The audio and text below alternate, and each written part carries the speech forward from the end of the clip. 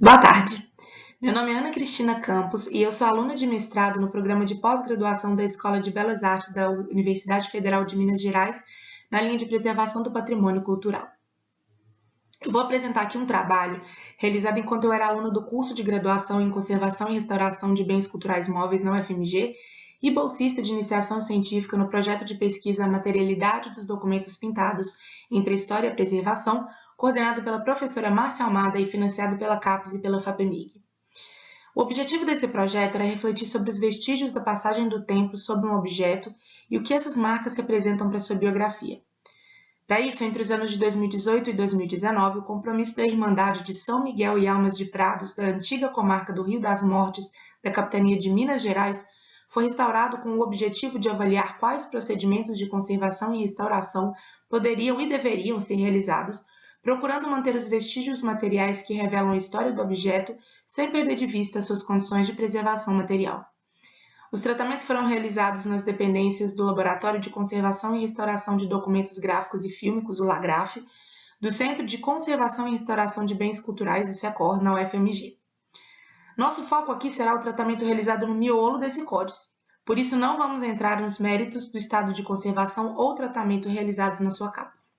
O compromisso da Irmandade de São Miguel e Almas de Prados pertence ao acervo do Arquivo Histórico da Paróquia do Pilar de São João del Rei e é datado de 1722, mas vai receber modificações e acréscimos textuais que vão datar até o ano de 1858 e todas essas modificações vão, evidentemente, se expressar na sua materialidade. Atualmente, o compromisso possui capa revestida em veludo verde, decorada com fechos, cantoneiras e florões em prata. Seu miolo é composto por 46 páginas. De todas as páginas, 26 apresentam ornamentações em tinta e ou aplicação de folha de ouro, em 3 estilos diferentes, porque após o ano de 1722 o regimento da Irmandade foi alterado e foram adicionados novos capítulos no corpo do livro. Isso se deu em 2 momentos, em 1727 e em 1746, quando foram aplicados com materiais e estilos diferentes dos de 1722. Em relação ao seu conteúdo, o compromisso pode ser dividido em algumas categorias: frontispício, folha de rosto, índice, capítulos, paratextos, documentos avulsos e elementos de proteção e reforço. As 5 primeiras categorias fazem parte do que a gente considera ser a configuração originária do códice: suporte em papel de trapo, branco, sem marcas d'água, de gramatura média de 80 gramas por metro quadrado. O códice foi rubricado por escrivães em 2 momentos. Em 1722, todos os bifólios do códice, inclusive os que estavam em branco, receberam inscrição. E em 1796, somente os fólios que continham informação receberam essa inscrição. No entanto, a presença dos documentos avulsos adicionados posteriormente e das guardas fixas e volantes, os reforços de fundo de caderno e reforço de áreas fragilizadas nos levaram à hipótese de que em algum momento após 1794 o códice teria passado por um processo de reencadernação e de restauração.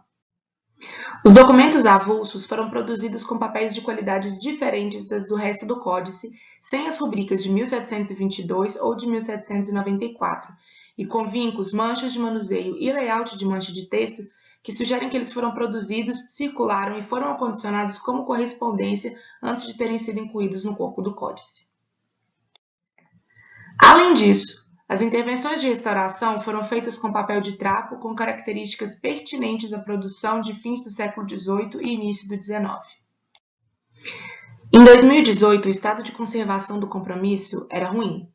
Ele apresentava perda de suporte por ataque de insetos xilófagos e a costura estava quase toda perdida.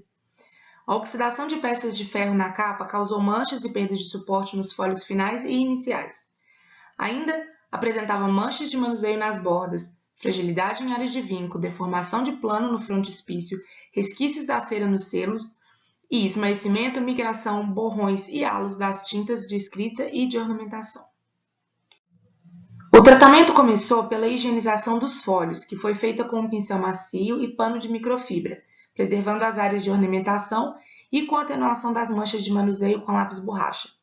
Em seguida, os reforços estruturais de papel nos fundos de caderno foram removidos com aplicação de umidade localizada com hidrogel Nano Restore Gel Speg e posteriormente com suave umedecido em solução de água e álcool 1:1. As carcelas removidas foram então higienizadas, planificadas, identificadas e acondicionadas em envelopes de filme de poliéster que foram armazenados junto ao códice e mantidos como vestígio histórico. A reintegração manual das perdas foi feita no verso dos folhos que apresentavam ornamentação ou marcas de uso. Para isso foi utilizado o papel japonês Akawara de 55 gramas por causa da sua gramatura e pela sua tonalidade. Nas perdas de suporte localizadas nos fundos de caderno, foi utilizado o papel japonês Daitoshi de 45 gramas, que foi tonalizado com tinta acrílica Winsor & Newton. Os folhos que não apresentavam marcas de uso nem tinta solúvel foram reintegrados mecanicamente na máquina obturadora de papel, utilizando fibras de papel Hahnemühle e Ingres Fabriano. Algumas das tintas usadas na ornamentação do códice eram muito solúveis em meio aquoso, principalmente a vermelha. Por isso, 2 tipos de adesivo foram usados para realizar as obturações: metilcelulose em água, em áreas de perda de suporte sem ornamentação, e Klucel G em álcool isopropílico nas áreas ornamentadas. Nas complementações de área maiores do suporte, foi usada apenas a metilcelulose porque o Klucel tem menor poder de adesão. No entanto, as áreas de ornamentação que margeavam as perdas foram previamente isoladas com Klucel para evitar borrões. Por fim, as manchas de ferrugem foram quimicamente estabilizadas com uma solução de nanopartículas de hidróxido de cálcio suspensas em álcool, com o intuito de interromper o processo de deterioração, e foram reforçadas com papel japonês de 3 gramas. Para fins de homogeneização, toda a complementação do suporte foi feita com papel japonês de uma tonalidade próxima às áreas mais claras do suporte original. Só que após a finalização do tratamento, percebeu-se que os enxertos de maiores dimensões em áreas escurecidas, pelo manuseio, sobretudo em folhos com muita ornamentação, como o frontispício, a folha de rosto e o índice, eram excessivamente disruptivos e chamavam a atenção do observador. Assim, a equipe de trabalho se voltou novamente para essas áreas com as seguintes perguntas em mente. 1. Os enxertos deveriam ser reintegrados ou não? E 2. Em caso afirmativo, usando quais técnicas?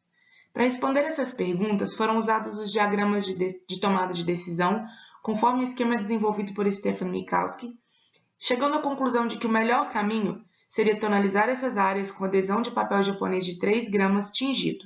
Isso foi feito somente na parte da frente dos folhos, porque o objetivo era reduzir o impacto visual dos enxertos em áreas próximas à ornamentação. Os tratamentos de conservação e restauro adotados no compromisso seguiram a abordagem da mínima intervenção e da perspectiva antropológica, em que se busca manter elementos que contam a história do objeto e que muitas vezes são considerados danos. Assim, tanto quanto possível, as marcas do tempo sobre o objeto foram respeitadas. A organização dos cadernos como se encontravam depois da segunda encadernação foi mantida. Optamos por reestruturar manualmente os folhos, mesmo os que não apresentavam mídia solúvel, para evitar a perda dos vincos e de outras marcas de uso, e manchas de manuseio foram mantidas. No entanto, em algumas instâncias, as marcas de uso tiveram de ser removidas. Isso aconteceu quando elas tinham potencial danoso, como foi o caso das carcelas de fundos de caderno, que poderiam adicionar volume à lombada do códice, dado significativo se a gente considerar a existência dos feixes de prata na capa, que limitavam o volume da altura do compromisso. Como os aspectos estéticos do códice tinham um peso semelhante aos seus aspectos históricos, os vestígios de uso foram considerados danos em situações em que tomavam protagonismo em relação à ornamentação. Foi o caso das manchas escurecidas de manuseio nas bordas, que foram atenuadas só até perderem o protagonismo em relação à ornamentação, e o caso da tonalização dos enxertos no frontispício, no índice, na folha de rosto e nos fundos de caderno, que se apresentavam escurecidos pelo adesivo usado na antiga intervenção. É importante frisar, no entanto, que mesmo no caso da necessária intervenção dos vestígios históricos, procurou-se a forma mais sutil possível, e todos os elementos removidos foram higienizados e acondicionados junto ao códice para futuros estudos. O compromisso da Irmandade das Almas de Prados é um exemplo de como um objeto pode ser testemunho das ações humanas. O códice passou por várias etapas e transformações ao longo da sua existência até chegar ao Secoro UFMG. A adição de capítulos em folhos já encadernados, o acréscimo, as intervenções para o reforço mecânico e a reformatação da estrutura codicológica com a substituição dos elementos externos representam distintas fases da sua função social. No momento da restauração contemporânea, a equipe esteve ciente desse histórico e avaliou como interagiram os valores antigos e os contemporâneos que fizeram o objeto perpetuar-se no tempo.